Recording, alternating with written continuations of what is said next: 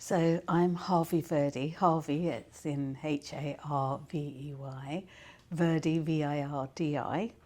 Born 1966 in Nairobi. And so we're going to be talking about border crossing. Just tell me to start with how you came to hear of border crossings, how you got involved in it. So in '96, I auditioned for a play as an actor, and it was for a play by Mahesh Dattani, Bravely Fought the Queen, and I got the part of Alka, and that was the first time I'd worked with border crossings, and we did that play. Yeah, that was the first time. And how did you learn about that to even audition for it? That would have come through my agent. So, yeah, my agent would have told me, you've got an audition, this is the play, this is, and I actually can't remember if they probably would have sent me a part of the play, piece of the play, or the scenes that they would have wanted me to look at. So yeah, that I turned up with my prepared audition and did the audition and got the part. So that was the first time I'd heard of border crossings. So it's a long time ago. 96 we did that play. And how did it feel getting that part?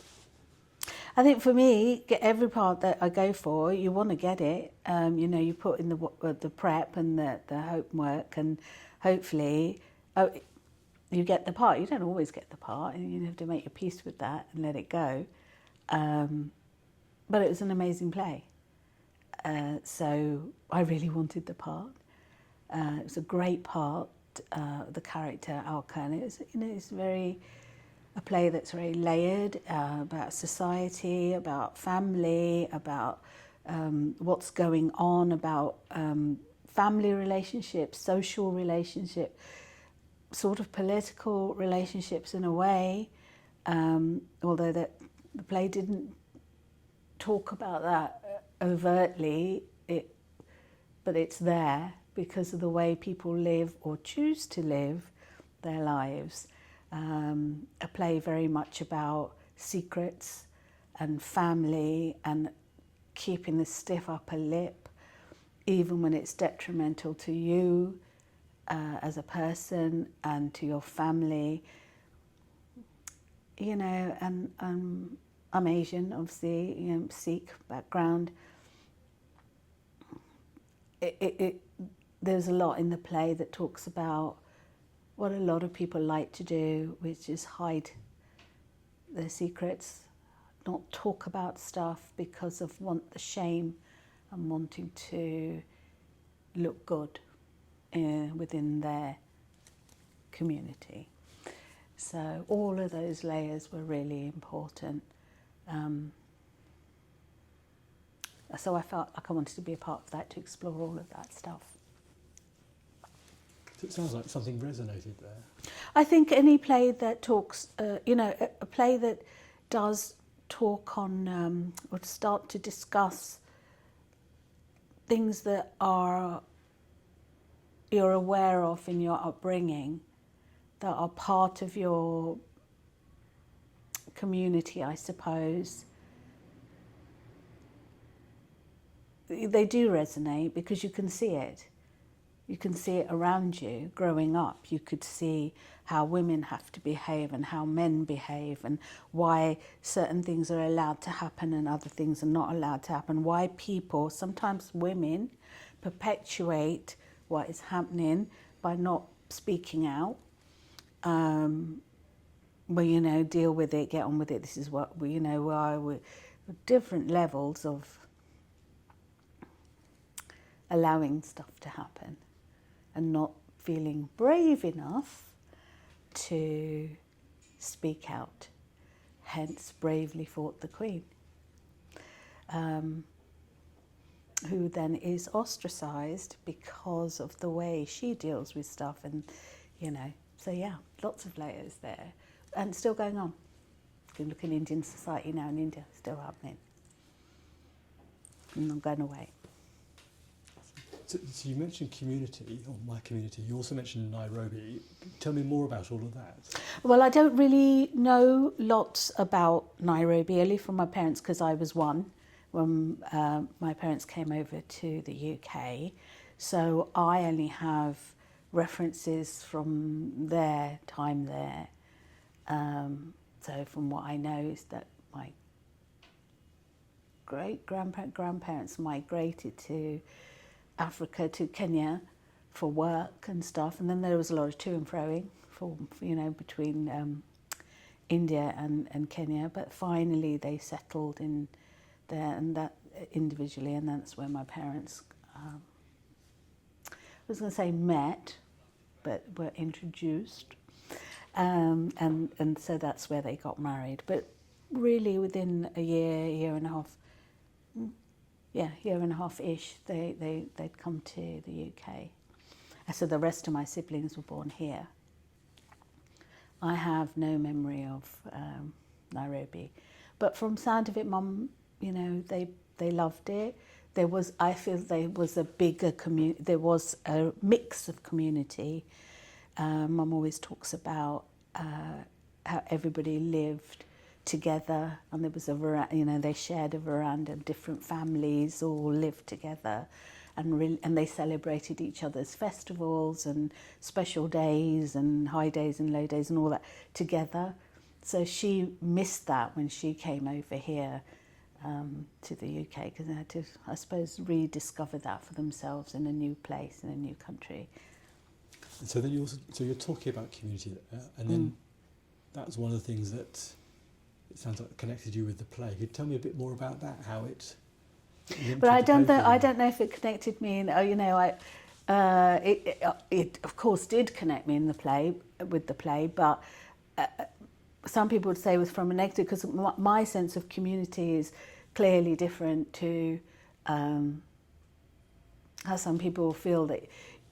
I have an issue, and I will always have an issue with keeping things quiet, not saying anything about anything even when you know it's wrong, when you know things are happening, trying to have this front in life, I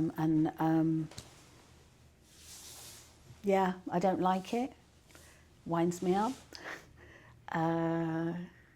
So in the play there's lots of very clearly two of the characters are gay. Of course they have to hide that very clearly. People know, the family knows, but we don't talk about that. So that whole sense of not talking about things because they're considered shameful, or all that, to me that's not community. But to a lot of people, behaving in that way is their way of feeling safe and feeling part of the community. So I suppose I resonated with the part of Alka, because I'm like, Alka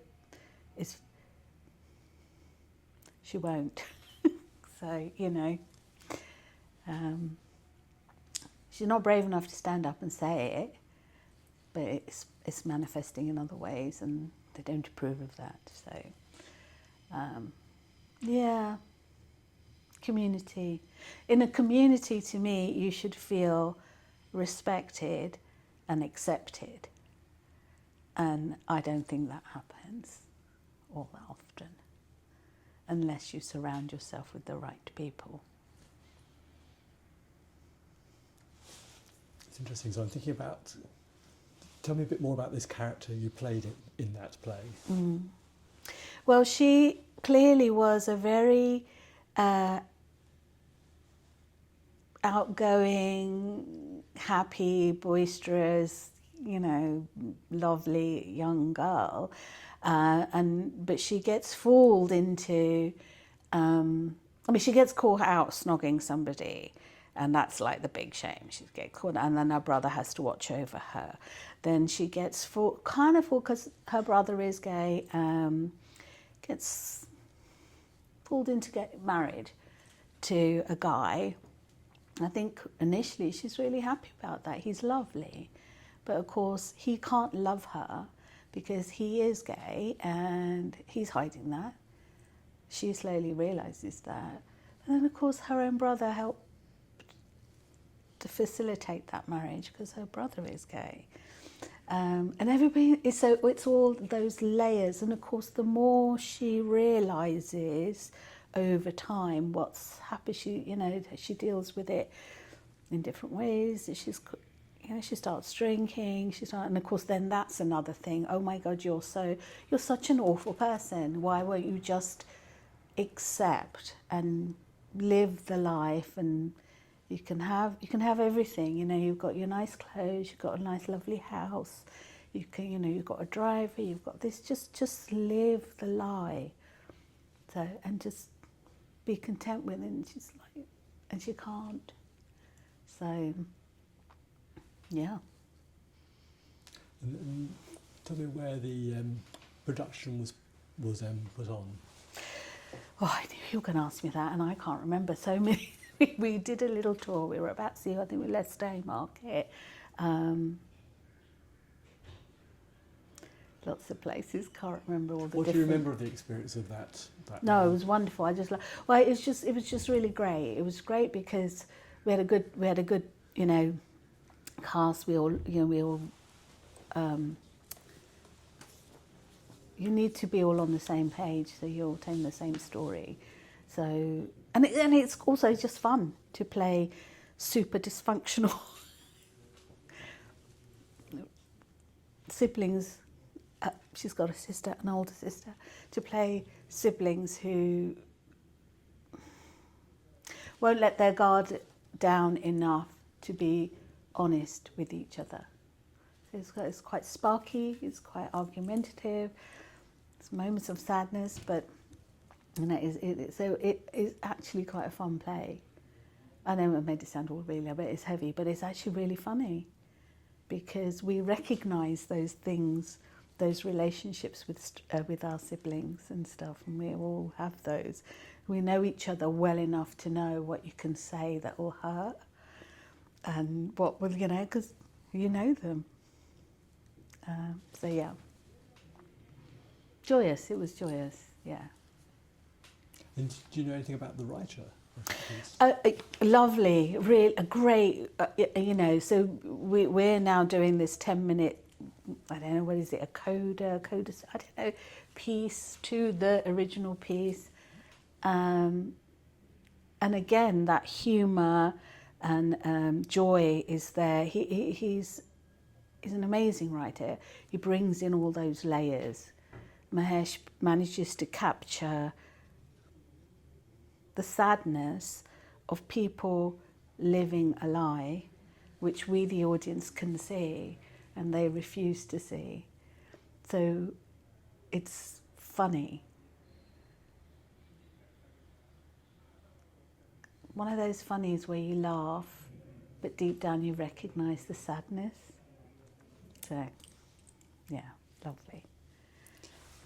And then what is in creating that piece, what's the relationship between portraying a character, the writer, the director, the venue? How does that all work for you?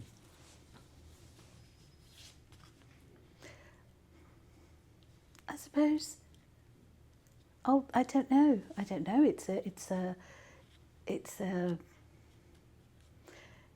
It's a coming togetherness of all of that. It has to be. It's the writer's story and what they are trying to say, and the director's vision to make that story happen live on stage as opposed to reading.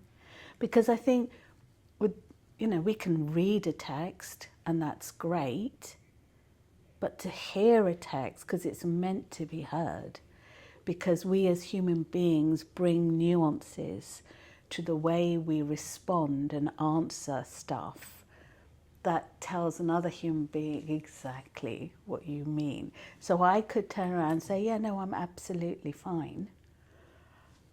And that's what it says, but how I say it would let you know if I really was, or if I was actually seriously pissed off with you. because that's what human beings do. We all do it. Especially when we've got hidden agendas, or when we're feeling a certain way, but you might walk into a room and go, hi, and you're like, we put it on, we have to sometimes. And then in amongst that, there's moments of real truth where you can actually play the real truth. I think if you've earned it. So yeah, but the same part, your reaction could be different if you had a different actor, because the way they say something is going to change how you respond, which is again a human thing. So it does. It's a forever evolving thing. It has to be. You can't. Otherwise, we might just it's just an AI thing, isn't it? Well, I'm just going to respond in the same way. Then I'm a machine. Do you have any particular memories of other people in the cast then, to illustrate some of that? How do you mean? I mean, I have different memories of different moments, yes. But I have two memories really. I have a memory so in one of the scenes, my character, Alka, gets a little bit hysterical. She's been drinking. She thinks on the quiet, but it's quite clear to everybody that she's had a little too much of her rum and coke. And her sister Dolly, to try and calm her down, had to slap her. And the other actor in that moment slapped me so hard that the whole auditorium and me went. There was a little pause where we all went. And for a brief moment, I was like, what just happened? And then we carried on. And I think it was just because we were so in the moment that, the reality. And it was the audience going, that brought us all out of it for a moment there. So that's a moment I'll never forget. I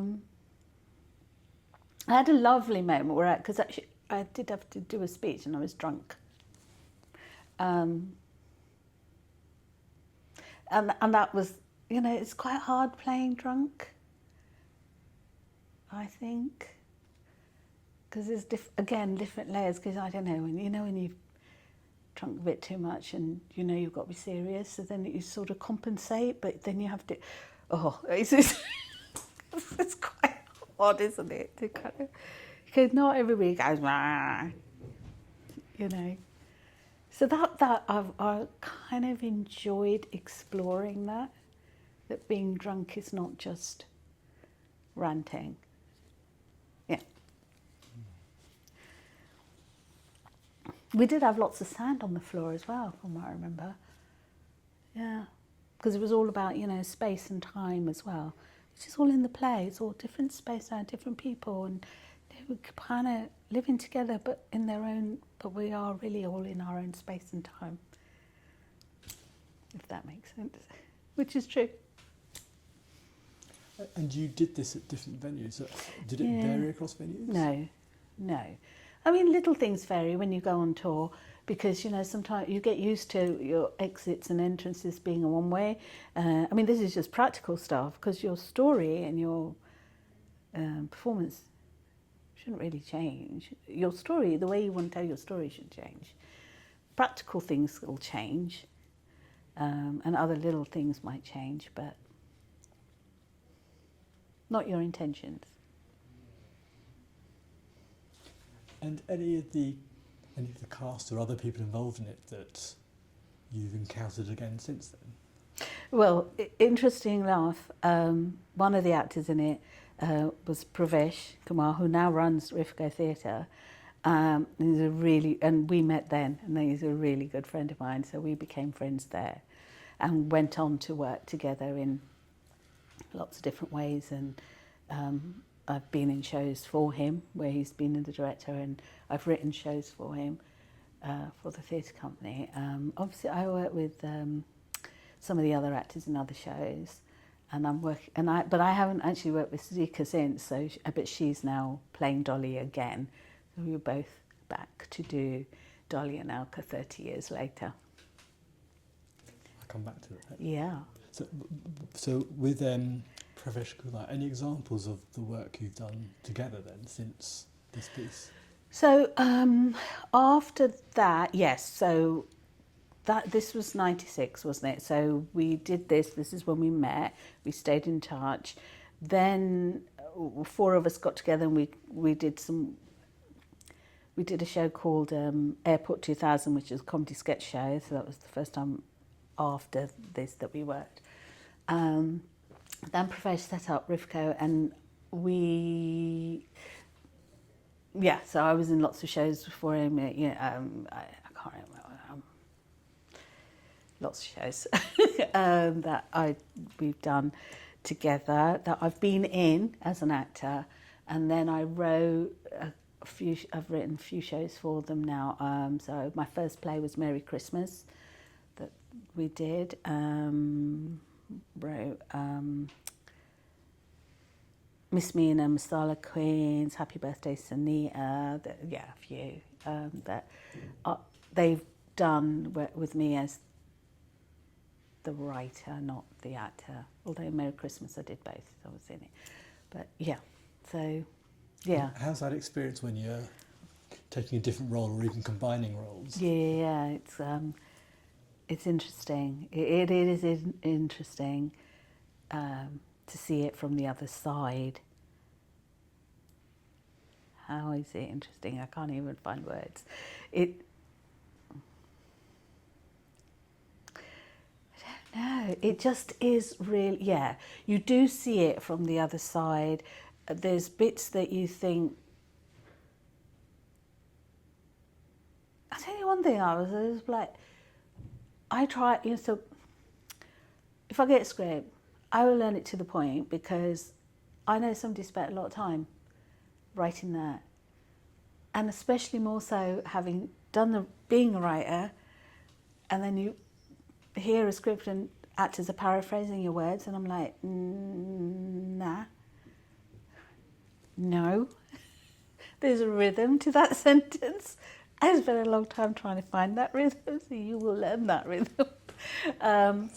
Little bits like that. Again, very practical, but a bit like, learn your lines, please.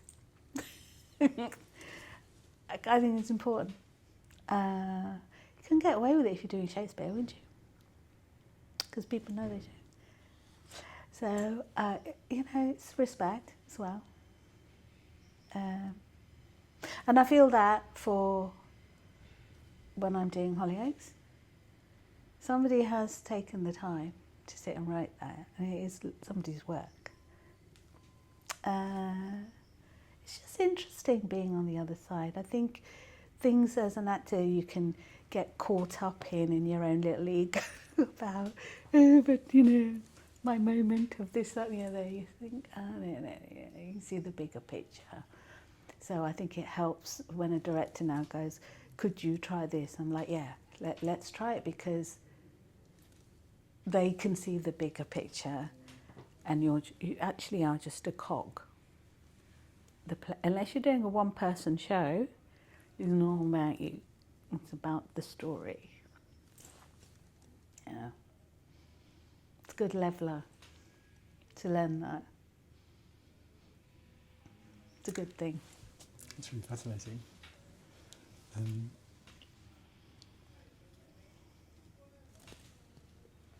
What about, it was 12th Night that you want to tell me about? Tell me a bit about that, please. Yeah, so 12th Night, great play. I love Shakespeare, didn't get a chance to do it that often. But we went on tour with that. Was that the Zimbabwe tour? I hope so, because that's the only one No, you see, I've done 12th Night in the West End. No, that wasn't Border Crossing, so it has to be. This is a long time ago. You're going to have to cut this bit out, eh? I am nearly 60. It was amazing. It was amazing. You'd think, I don't know, some people would think, why would you go to Africa with a 12th night? But you know what? It was so joyous.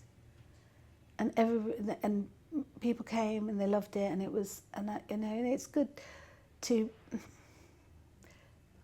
think you get caught in your own little bubble of what you think's normal. And it's good to break out of normal and see the world and people in a different way. This is why I think when people say never travel, I think, you so missed out. There's a life out there. It's different to yours, and I'm not saying it's better or worse. It's just different, and you come away with a new way of thinking sometimes, which sometimes we all need to. And you know, one minute you're standing there at the posh house with the, what are they called? What do they call when they're, you know, the ambassador, that's the word, the British ambassador in Harare, in the posh house with the champagne. The little people with white suits passing you a glass of champagne. Lovely. You know, and doing the show, and it's all very polite. And then actually going to a township and doing 12th night, where you look out and they haven't got glass in the windows because, you know, they ain't got the money for that. But the audience loved the show, found it hilariously funny, and all the bits that we all think are and all that. Yeah. And, you know, going to townships and things.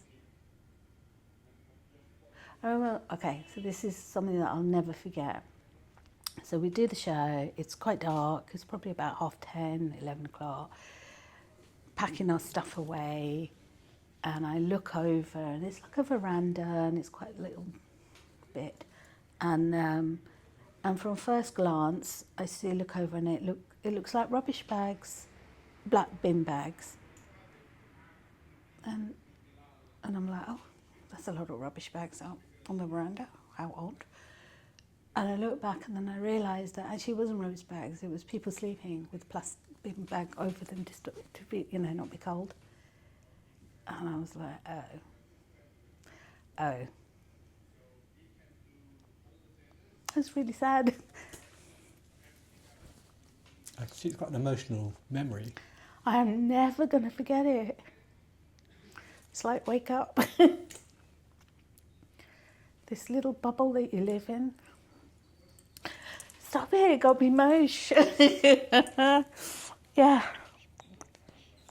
It's things like that you come back and you think, you know what? Shut up. So when you come back... But it was joyous as well. I had the best time. Can I tell you my story about having cried on you? I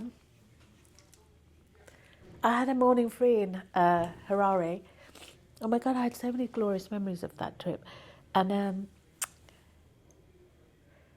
I was in the hotel, and I was told, don't go wandering around on your own. It's a bit like, oh, okay. So I thought, well, you know, listen, I might just go for a little walk. I'm sure it'll be fine. And so I come out of the hotel, and I'm a little bit like, okay, we're all right, I can do this. And I see a little park across the road, and there's a Woolworths there. I'm like, oh, Woolworths, yay! But it was like Woolworths from like 50 years ago, so that was joyous. So I come out there, and I go down this park, and outside it says, like there's a little market. I'm like, yes, market, great. And it was a market run by like a women's collective. And I go in, and there's a stall, probably about 10, 12 stalls, and there's lovely women. And they all come rushing over, and I'm a bit like, oh my God, I'm a bit, a little bit overwhelming. But then I thought, no, it's okay. Oh, it's women, it's fine. So I said to them all, no, don't stampede me like this, because I can't look at anybody's stall. We can't talk. So just go back to your stalls and I'm going to walk down. I don't know where that came from, but I did. They were like, oh, okay. So they all went back to their stalls and I started at the first one and I went down and I bought a thing at each one. And by the end of it, we just had the best laugh. It was great. So, it's like, so that was a joyous moment. There's loads of moments like that. So it sounds like there's both a play and the place where you're doing it. Mm-hmm. It's an eye-opener, isn't it? It's great. Yeah, it's brilliant. I love those experiences where you come back and you're like, ooh, but you're also like, oh my God, and I did this. We did lots of really beautiful things. Tell me a bit more about your role in the play. So I play Mariah, so the nurse. And she's quite naughty, really, because she is, and she facilitates the whole Malvolio's, but she's in love with, Sir Toby Belch, and she can't let him get away with stuff. She does, she's also gets to the point where she thinks if this goes too far, she could lose her job, and she's pragmatic about that. She wants Malvolio to get his comeuppance, but at the same time, you've got, Olivia might actually sack her. So she's playing the fine line up and, she's going along with it up until she gets to the point, but yeah. So she can be quite mean and doke and all that, but deep down she knows where the line is, because if she oversteps that, she'll be out of work, and she's been there since, and she grew up being the nurse for her, so yeah. And what was it like with that rest of that cast and the director? Tell me a bit more about that whole experience. Funnily enough, I don't have big memories of rehearsal, and I don't know why that is. Probably because they were overtaken by the experience of performing the play in such an amazing country, at a time when it was very, it probably still is, but very volatile. We were on the cusp of we might be able to go, we might not even be able to go, depending on what the Foreign Office says, and all that kind of stuff. So, what's going to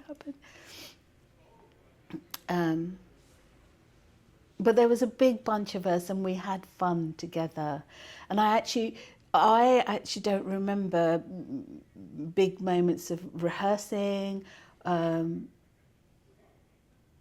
finding things. I think the joy of it came together that once we were there. Does that make sense?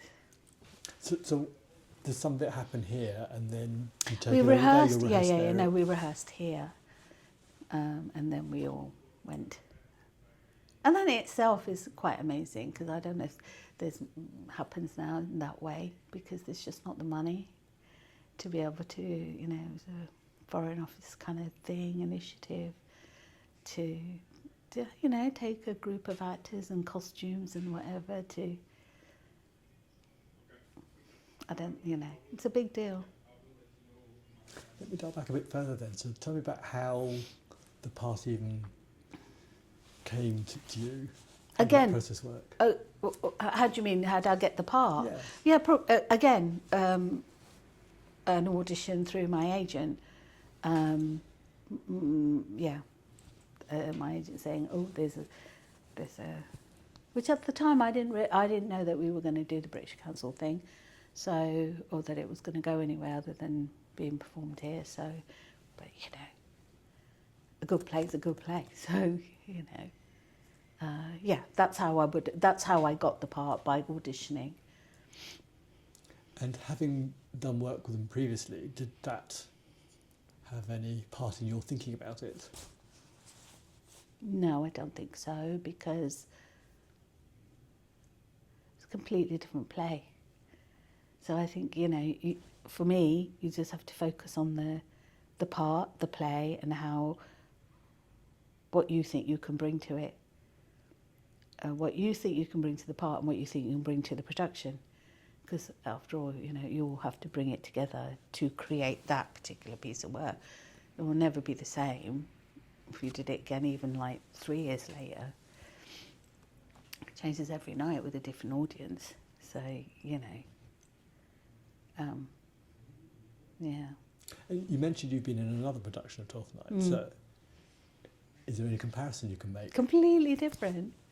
Completely different. But I think, apart from the words, because they're Shakespeare's words, so, you know. So the one that I did in West End was set in India. It was set in the monsoon time in Calcutta. So that was its setting. It was beautiful. It opened beautifully. It was rain on stage. As the lights came up, rain was pouring, and you know, beautifully designed and lit, and I hope, yeah, we did, yeah, but it was different because the aesthetic was different, and you know, and yeah. But being the same play, do you bring anything from one to the other, or is it just that it's a new piece? I don't think you can. The only thing that stays the same really is the core of the character, you know. So you know that she's the nurse. She's been there a long time. She'll do, you know, and blah blah blah. But actually, the director's vision changes for different production. A different director brings in their interpretation of the scene, of the play.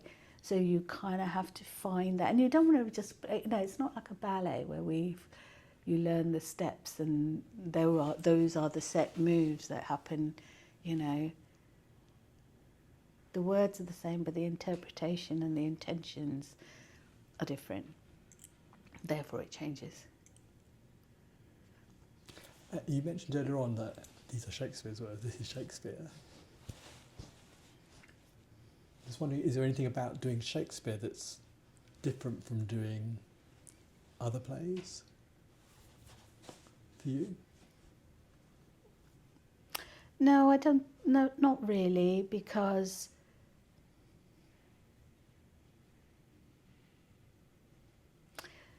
no, I don't think so. I was just thinking that maybe I thought that years ago, but no, because the only difference is the language, isn't it? It's the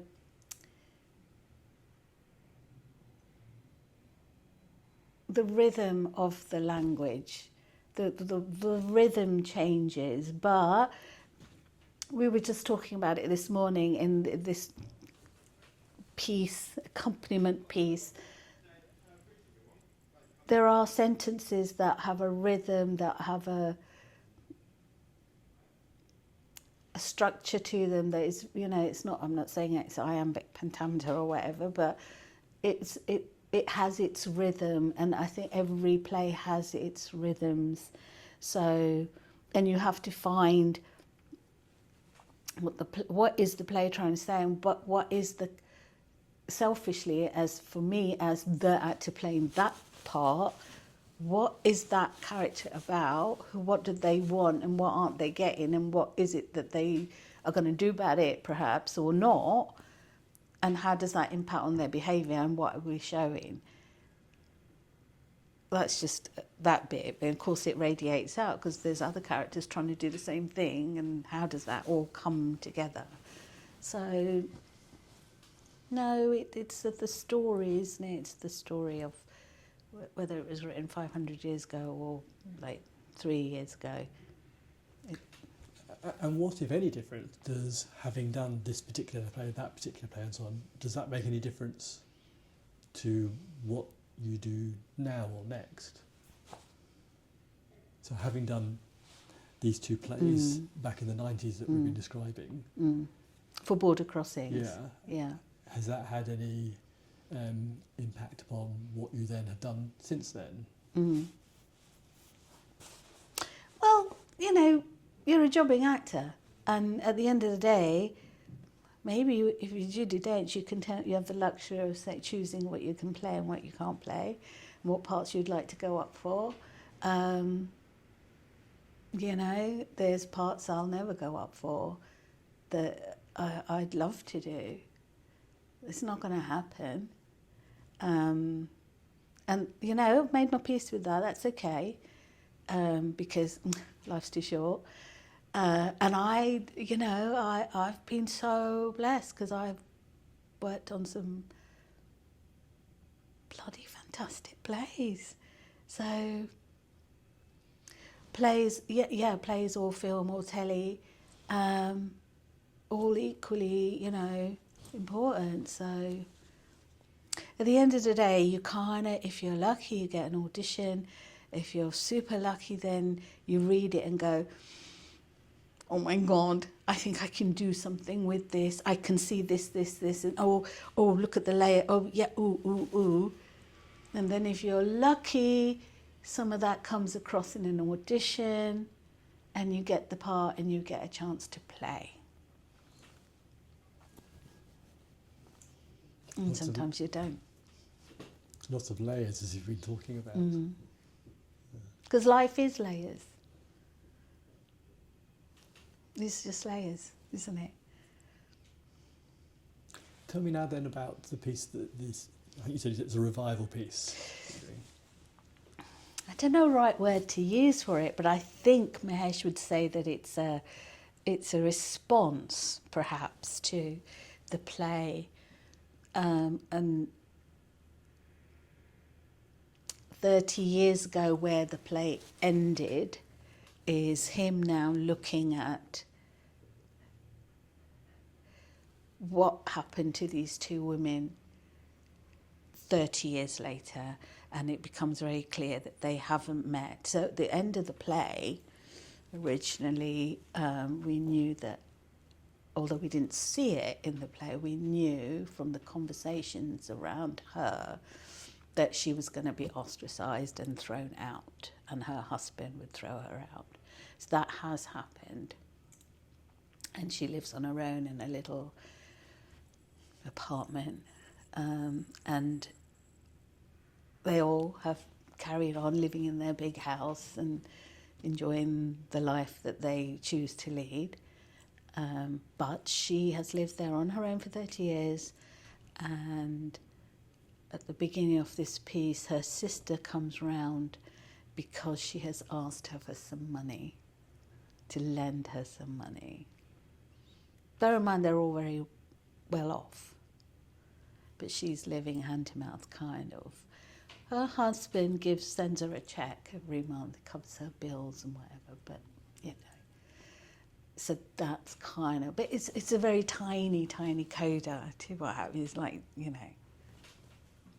not even 10 minutes long. So they literally kind of pick up where they left off, having not seen each other for 30 years. Yeah. And how did this come about? How did you get involved? Just tell me how it worked. So literally Michael Wallet rang me in the summer and said, we're doing this, and Mahesh is going to write a little piece as an accompaniment to the original play, and we would love you to do it. And I said, yes, please. And then I didn't ask my agent. I told my agent that I was going to do it, and that he had to get me time off from Hollyoaks to do it, so that I could be here for the whole week. And that was fine. I was just like, I'm not, but you know, it was in the summer, it was like June, July, whatever. It's like, it's a long time ahead, we can make this work. So that's how I got involved this time. And so you've made that happen. Tell me more about why that was important to you. I think it is because it's the piece.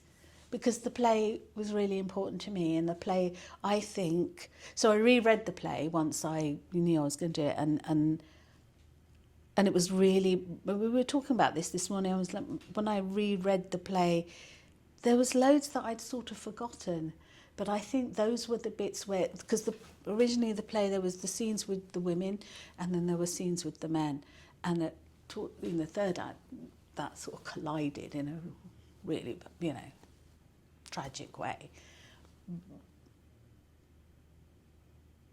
But I'd sort of forgotten some of the detail, and it was really great to revisit that. But also, God, it brought it home that actually nothing's changed. Nothing has changed. See, when I was about 14, 15, I'd think, when I'm old, things will have changed. Women will still, women won't be treated like this. There won't be this need to be secretive, or you can live your life how you choose to live your life. You don't need, no, it's all a load of bollocks. So, people still are frightened or, whatever, feel uncomfortable. No. And women don't feel safe still. Women feel safe in India. The play set in India. So I think I read it again, and then I read the accompaniment piece, and I went, oh yeah, this is still relevant. This is still important to talk about. Why we feel as human beings to hide our true selves. Why we cannot let people be who they want to be. What is this need to the ego that has to be so, the big I am. Just fuck off. Just fuck off. Why can't you just be who you want to be? In 2025. In fact, the world is imploding. It's going backwards. Do you think what's happening in America? If you think people feel now that they're entitled to turn around and be homophobic or to be racist or whatever. For a long time, it's like, oh, it's changing. The world is changing. No, well, it did change. Maybe did it change, or did it just those people feel they couldn't say what they wanted to say? They feel they have permission to say what they like. And they think that's okay, it's acceptable. Don't know, 100,000 questions in my head about where we are as a world at the moment. I haven't got the answers, I'm just thinking those thoughts.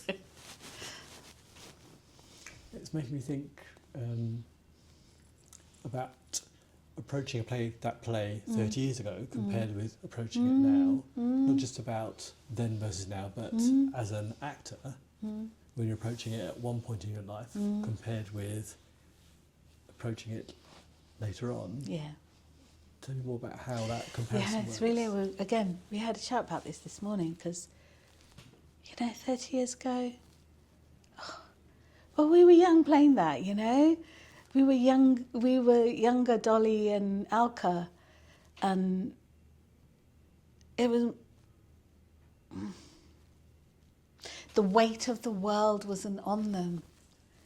And maybe now you can't help but think of the weight of the world, of where it's like, no, things should be getting better, and they haven't been, and God, why? What is happening? And all of that, you still got the sibling rivalry, you still got how, siblings can be so loving, but actually also so cruel to each other. That's still there. That's never going to change, is it? Don't know. I guess 30 years on, there's a sense of gravitas to it, and a sadness. I think that nothing has changed for these two women. Still holding on to the way they did, and it hasn't served them. It's not going to change, is it? And that's the sadness.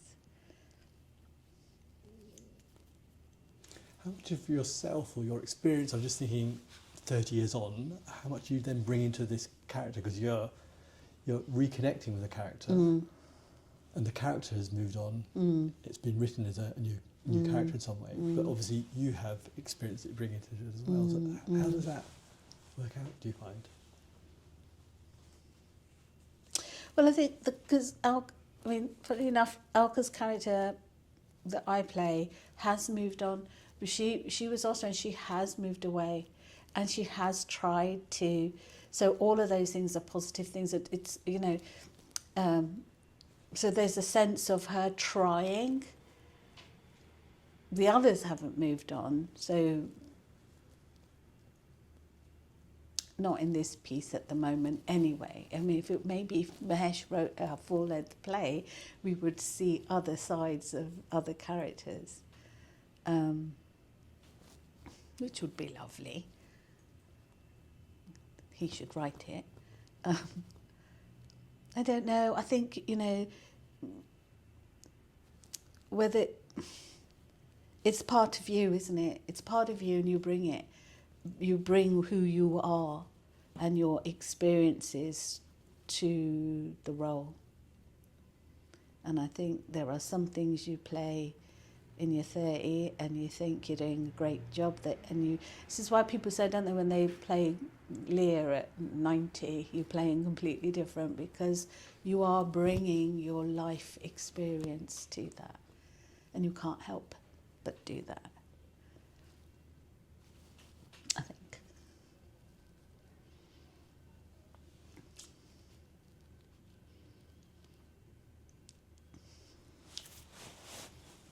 I don't think what my next question is, but I think it's something around this about coming back to this piece or to these characters with a new piece, and you've just said you almost want it to be taken further. You want the writer to do more with it. To what extent is it that you're drawn to this writer, this character, this theatre company? What's the things that pulled you into this? I think at the bottom line it has to just be the play. It's the play that is exploring things that I think about, and that I haven't got answers to. I just know how I deal with it. I deal with it by saying, I'm not playing your game, so I don't play the game, and whatever that is. I'm not saying I've been ostracised, but for a long time I was like, what is she doing? Right? It's different now because I'm 60 and it doesn't matter. I'm nearly 60. Do you know what I mean? So, and I don't care. So, but I didn't care then either. So that was, and I think the play is, without bashing people on the head with issues, the play explores those thoughts. It makes you ask those thoughts and think those whys and wherefores and nots and maybe, I don't know. But it is also just really funny, because life is a bit weird and funny sometimes. So that's why people laugh at funerals and things, don't they? Because in that madness of pain and upsetness, there is humour. So I don't know. I love the play. The play spoke to me on levels that I probably just still don't even know half the levels. I might think of a few more in bed one day and go, oh yeah, I never saw that. I think it has that, and I think that's Mahesh did an amazing job of just doing that, but so lightly and so with such humour, but truth. It's truthful. Yeah. I haven't really got a proper answer. Those are just my thoughts. It is an answer. Yeah, true. Just some of the practical things. What does the plan with this? Is this going to be put on somewhere? And tell me a bit about that. So, as far as I know, we're going to perform it on Friday, and that will be that then. So we did a rehearsal this morning, got one coming. We'll do a tech and everything, and and it is part of the birthday celebrations, I suppose. They're a celebration of border crossings over 30 years. So it will be part of that. So I know that different aspects of work, and then there's film work and clips and things, and it will finish with this piece at the end. And where is that going to be put on? Hoxton Hall on Friday. That's about all I know. I shall turn up and I'm not quite sure what time or anything yet, but evening, I suppose. And I think after there's a bit of a celebration stuff. So yeah, I don't know a lot about it, the celebration night. But I don't need to know it's not. I'm not organising it. You know, I just have to concentrate on my bit, which is us two doing this extract, this piece. And how long is the piece? Really, it's like, I don't know. Let me think. About 7, 6, 7, 8 minutes, maybe? I don't know. Haven't properly timed it. I'd say about 7, 8 minutes. Yeah, depending on how many pauses we take. At what moments we decide we're going to, stare at each other. Yeah, well, it's not very long. And do you know what happens for the rest of the time? Is it a For short slot, the or piece? there's more stuff going on around it? On the night? Yeah. No, there's other performances. There's little clips happening from past work that border crossings have done that are being shown. There's different performance pieces happening from different aspects of their work. Yeah. And so, is that stuff that you're going to be the audience for that, or you do your part of that work? Not sure, because we haven't done a tech yet, so I don't know. Possibly watch certainly the first bits, but at some point we would have to go get ready to get on stage for the. I know we're on last, so I'm sure we can watch a bit, but yeah, well, I'll probably have to miss a bit as we get ready to cut, Don't know. I shall ask Mike that tomorrow morning.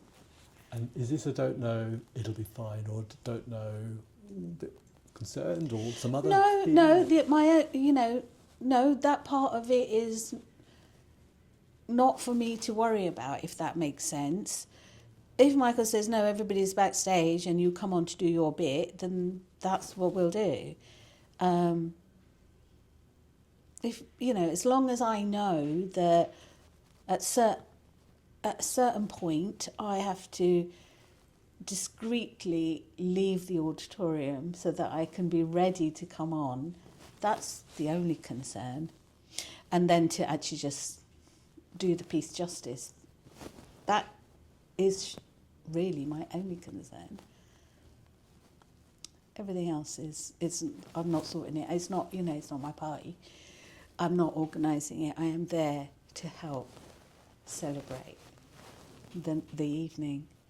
So I have to do the piece justice. That sounds quite special. It is special. It is really special. If you think in today's day and age how hard it is to put on a piece of work, funding is so tight. Paying people to create work, and they've been doing it for 30 years. That's an achievement. That is a big achievement. So yeah, it's a special night. Is there anything comparable in your experience in in this kind of world? In the arts world, in the theatre world, I mean, other do you mean just theatre or telly or stuff? I don't know. Well, probably whatever you've been involved in, because this is quite a special thing you're describing. I'm just wondering whether that is something that you've noticed or experienced elsewhere, or it's quite distinctive, or. But I think all work that's been going for a sense of length of time, to have continued and is an achievement. So I've just been involved in Hollyoak's 30th year, so which is quite interesting, that, you know, and again, a real big achievement and a huge celebration, sort of hosted by Channel 4 and everything, and it feels nice. It feels that you have contributed towards something that has, you know, been going on for a long time, and continuing to create work, because that's the overall objective, isn't it? To carry on doing good work. And it's harder and harder, especially for small theatre companies, small and mid-scale theatre companies, to be creating work, because it's finding the money to pay for that. So there's difficulty for the theatre companies. What about for you? I got some sense that you're saying I'm not at the age where I've got permission to approach things differently or do things differently. But I think that's just life experience, though, isn't it? I mean, you know,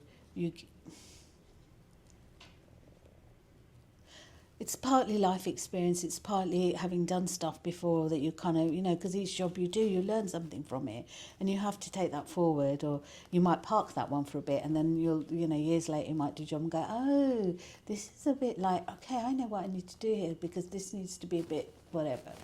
But it's part of your little toolbox, and sometimes you know, you have to pull out different tools to do different things. But I think, you know, that gives you the confidence to maybe turn around and say, whereas you might have put up with stuff when you first started and just gone a bit, too scared to say, oh, this doesn't feel right or whatever, you know, having the confidence to call things out, perhaps, you know, when you think this is not right and this shouldn't be done, you know, that was not appropriate or they're not right. Or do you have any examples of those sorts of situations? I just think that, you know, when you're first starting out, there's things that happen, like, I don't know, I can't think of anything, but that you might have wanted to say, that you thought, oh no, I won't say because you're too scared, or because you think you might lose your job, or you know, oh well, that's the big boss and you can't. You think, I think it just gives you the experience to actually take a deep breath, and that doesn't mean you have to have a rant, but to be able to explain why you think you can't do a certain thing, or the way. Does that make sense? I think so. Do you have any examples of that? I'm trying to think of examples. Yeah, okay, like years and years ago, I went to this, and I can't even remember the theatre company. Long time ago, I went to this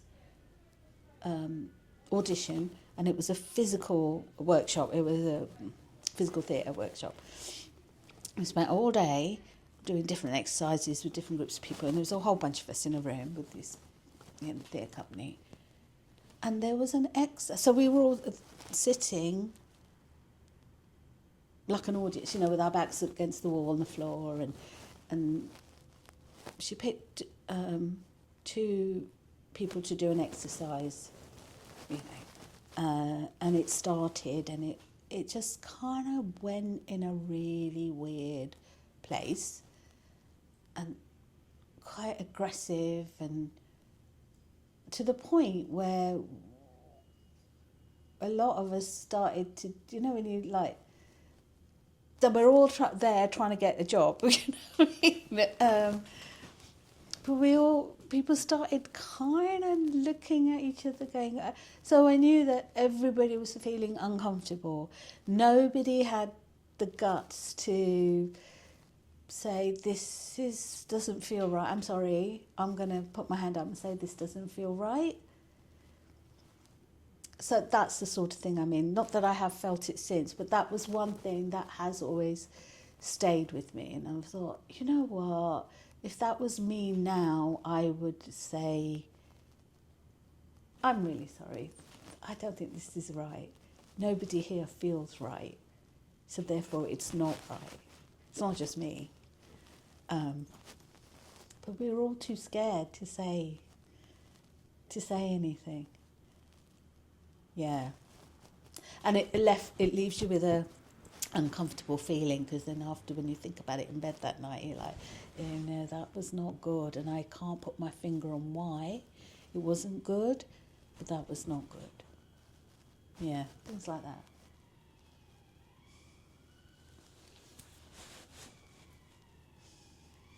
I'm thinking also that, so you've come back to this piece, or a kind of extension of the piece, after 30 years. And you described earlier on how you jumped at it, you've made it happen. So that seems like it's something that's a good thing. Yeah. Happen there. Great thing. And so there's the piece that's attracting you, but there's the people involved. Tell me more about the role of director, writer, fellow actor. In our piece now? Yeah, I mean, just rather than the specifics of the pieces, what kind of draw are those different aspects of this piece of theatre? Well, yeah, because listen, if you've done a show and you've not really got on with the director because for whatever reason you were but not on the same page, that's going to be a hard sell, isn't it? You're going to have to kind of go, oh, I really love that play, but I can't work with this person, or you know, and or you have to take a deep breath and go, okay, I shall make this work because I really want to, you know, do this play or whatever. But that's probably going back a little bit linked to what I was saying about getting to a point where you think, nah, I can't. I don't. You just have to accept when you know. But I get rung up by Michael. I know that I work with him greatly, so there's no. I'm just like, yeah, come on then, let's do it. He told me that he's spoken to Sadiqa, who played Dolly originally. So I'm like, yep, great. So when you know that it's... But actually, even if he'd rung me and said, Sadiqa's busy doing another job and we've got someone else, that's not a situation to say, like, no possibly can do, because you know, that happens all the time.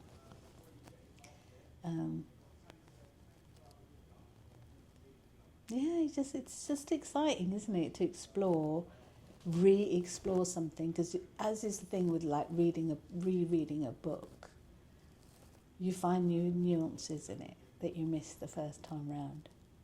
And this is like 30 years later, trying to kind of go, and I literally was like, oh my God, I missed that. I don't remember that bit. So yeah. Would it be fair to say that it sounds almost like it's a bit of a formative piece in your mind? Or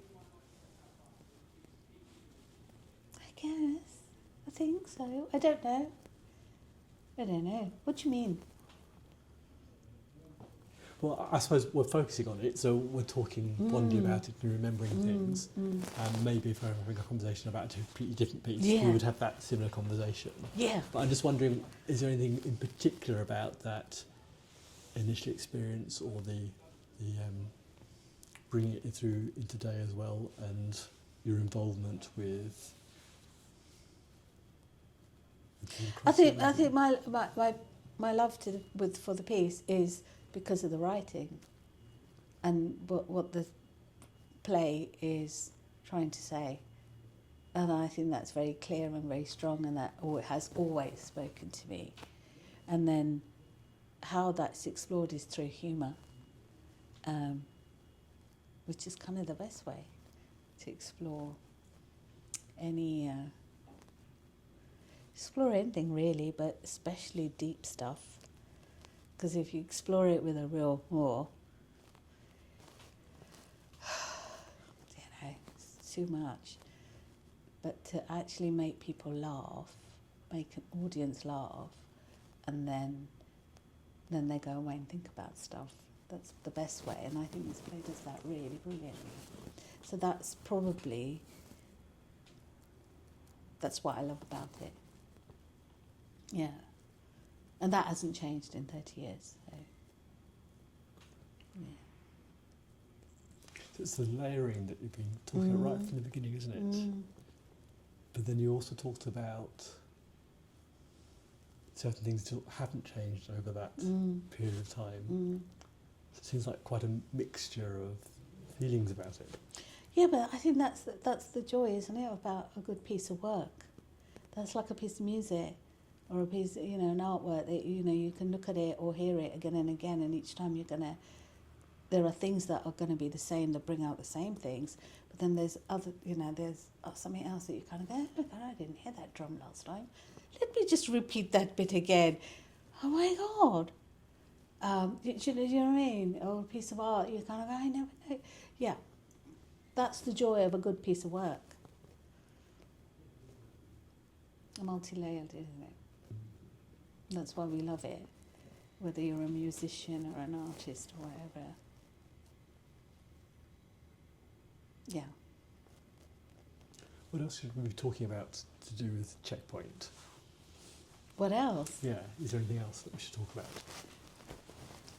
I don't know a lot else about Checkpoint, Okay. other than what we're, the little bit I'm doing. So have I missed anything out of what you're doing? No. Or anything else about border crossings? No, I don't think so. I think, one of the joy of border crossings is that they do work across countries with different people and manage to bring a group of people together that you would just not imagine would happen, and somehow they do it and create work from there. And I don't know many other places that do it. I can't think of any other. So that's the joy, isn't it? To put, a room full of people from different backgrounds and different experiences and create a piece of work from there that can speak to everybody,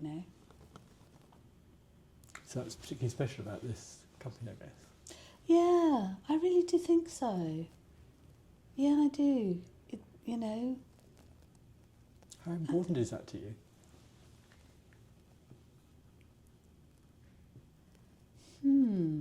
Interesting. I think, I don't think one thinks of it as important until you experience it. Because intellectually it sounds great, doesn't it? As are all these things. Intellectually, if you sat there, you'd be like, oh my God, that's a really fabulous idea. I think it's only when you are there, in the midst of it, experiencing, watching it or being part of it, that you appreciate how special it is. And it's only by being, you can think about it all you like, it's just intellectual, what for really, and you can use words to go, how amazing that would be. I don't think you know until you're doing it, or you're watching it, or you're hearing something on a screen that represents your experience or your thought or what you've been through, and you're hearing it and you feel heard and you think, yeah, I get that. I get that because I understand that because I know someone who went through it or I've been through it. And that's when it's relevant, isn't it? I think. Does that filter into your performance then? Sort of those recognitions of things, or Is that something that No, you I think don't, I don't think afterwards? you can. I don't think you can think about that if you're performing in it. I think you have to perform the truth of the piece, and because the truth of the piece is going to be different for everybody else, isn't it? So, as a performer, I don't think I can think, oh yeah, this is going to resonate with lots of people. No, I can't think about that. What I've got to think about is this is the true story I'm trying to sell, and this is one person. Maybe I've got a verbatim piece. Maybe I've got their experience from a recording or a written piece. That's the truth of their story, and if I'm acting that out or speaking that out, then that's what I have to do. The rest is for the audience to do, if that makes sense, you know. Otherwise, you're too busy. You're filtering it out. You're putting judgments on the piece, your own. And you can't. You've got to just do the piece, and let them decide what they feel. You might hate it, might find it funny, might not, might cry. Who knows? Well, you talked about then to maybe later on you might reflect on things, and then that becomes what, a different experience.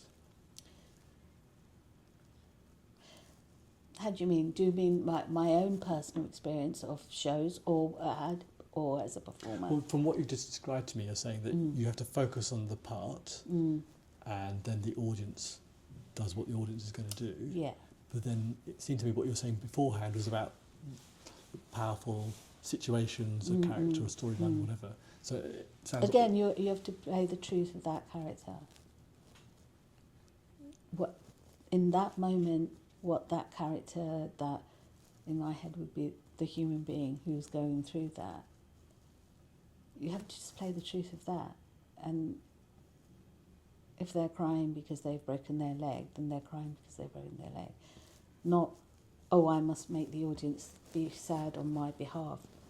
They're going to do or feel what they do or feel. And you have to trust that.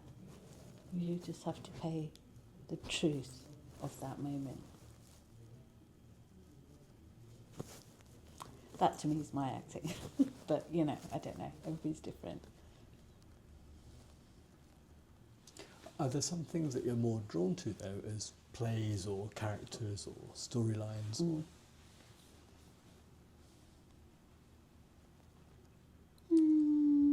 Yeah, I suppose. I don't really think about it.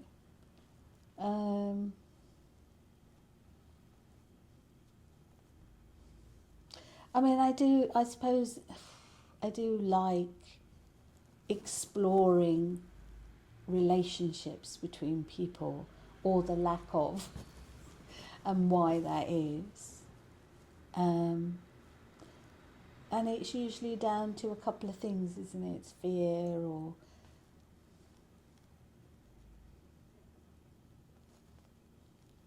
wanting to be better, or, you know, all those human traits that, you know, make people behave in the way they do.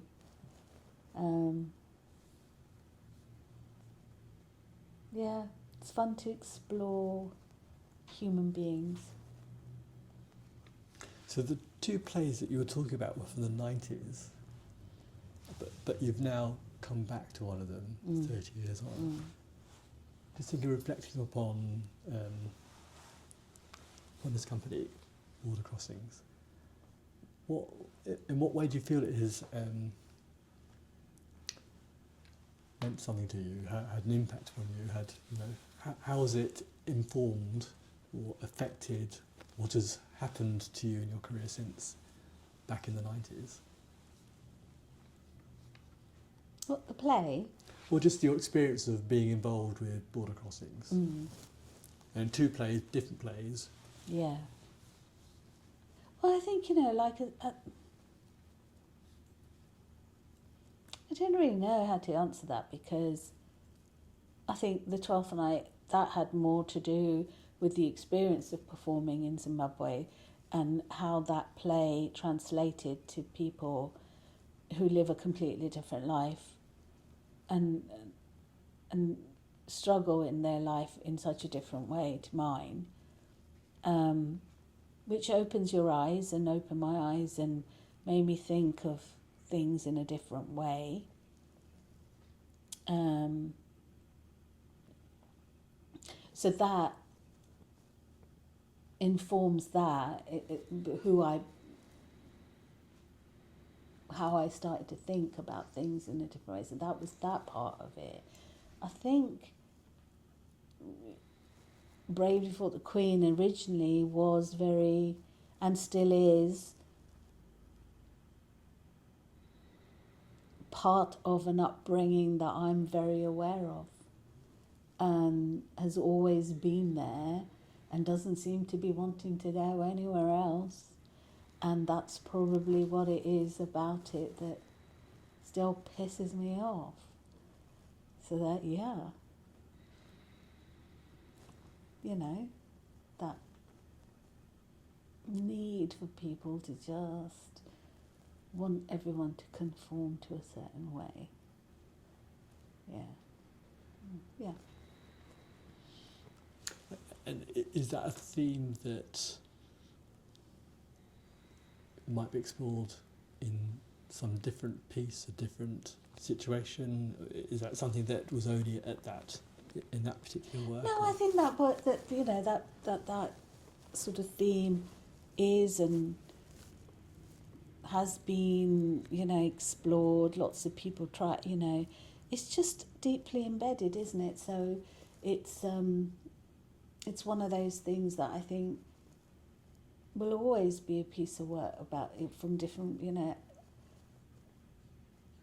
it's so strongly held on to, isn't it? This need for people to behave and to fit into their little niches, and women to behave like this, and this is what men do, and as a family unit, all that is just, I mean, it's explored all the time in Bollywood, isn't it? I mean, it's because it's so deeply embedded, and anybody who steps outside that, so again, then you're the bad person. So, but again, explored in Bollywood, explored in plays and poetry and stuff. I'm a woman. I'm aware of it. Pisses me off. And being aware of that theme and then performing in a play about it, does that in any way affect how you feel about that issue?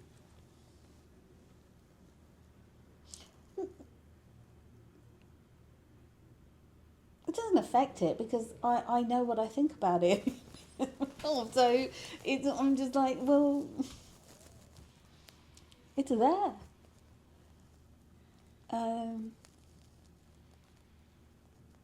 It's there, isn't it? For honour killings, you got child rape, a woman can't go out on her own. So, and that's just the women's side. There's a whole other stuff about hiding the fact that you're gay, the hiding the fact that do you know what I mean? There's so many. That's always just there, isn't it? It's something that I know I rail against. It's not gonna. I'm not gonna change that. But sometimes you're in a play and a character is that, but then you just got to play the truth of that. It doesn't change your mind. That's me, but the character is something different, isn't it? That's an interesting combination, is it? A personal view and then the character, and this sometimes issue. it's fun to play somebody completely like the opposite, because it's not what people say. It's like fun to play a baddie because you're, even a baddie has life, but they still love their mums, don't they? I feel that there's a baddie story here somewhere. Is there an example of a character like that you played? I have played a super. Well, was she baddie? Yeah, she was. Again, you have to start. Yeah, I have played one baddie in a film called Honour, and as the mother, I do kill my daughter. You have to set more the scene for me. So it's a film called Honour. When was it out? I can't remember. And a woman and her son, they discovered that their daughter's been seeing someone, and attempt to kill her, and they believe they have. And then there's twists and turns. So yeah, I was like, oh my God.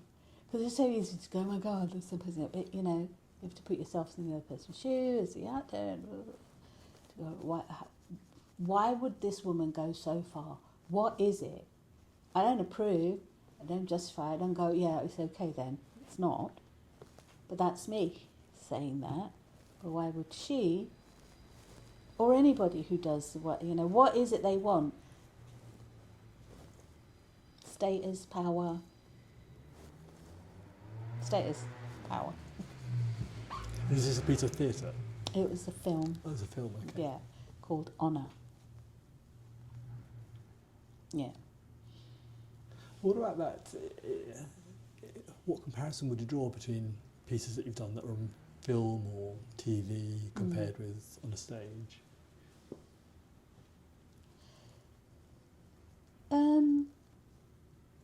I suppose that really the only comparison that is the only way that I approach acting, which is finding the truth for that moment, for that character, to play that. But yeah, on stage, it's more physical and it's bigger, you know. But and on camera, you have the luxury of doing less is more, so that literally because the camera can pick up a flick an eye, I don't maybe even have to say anything on film to get a point across. And that would tell more perhaps sometimes than words. But you can't do that on stage because, you know, always, because it's a different, you know, way. But the bottom line is you still got to play the truth of that moment for that character, otherwise it's false. And it doesn't work. Is there a preference between these different modes? No, I think when I first left drama school, I was very, I'm just theatre, I don't do. But actually having to learn the skill of camera, learning to pare it back, and to know that almost the camera can see your thoughts, and trusting that. Because if I sat on stage or stood on stage and had my thoughts, it would be really boring. Because, you know. So there's a joy in doing that. But there's equally a joy of being standing up on stage and being able to use your words and physicality to. It's just different. There's no preference, love them both. Yeah, no. It's a different way of being. And for this piece now, you've taken time out of Hollyoaks, you said, to do that. So how do you juggle that, and how do the experiences compare between these different aspects of what you're doing? Well, it's been easy to juggle because I negotiate time with them to film, to not be filming this week. So that's been lovely of them. So we sorted that out. So I knew I could be here and do this, and yeah, you know. I don't know. So again, I'm going to have to be really boring because that's camera work, and sometimes the camera is here. So, you know, like I said, I don't have to do, I don't have to because in fact, if you do too much physically on camera, it makes you, doesn't look good, and it distracts from what you're actually really trying to say. So, I think for both is trying to what's the word? Distill. You're trying to distill it down to what it is you're trying to, what the truth of that moment is, and trying to be truthful. So it's nice to be able to stand on stage and actually work in a bigger way that I haven't for months now, months. Where you're on camera and you think, okay, and they literally might say to you, can you put your weight on your left or your right because you're just like, you know, it's that tiny. To be able to stand up and walk around is like great. So practice those muscles.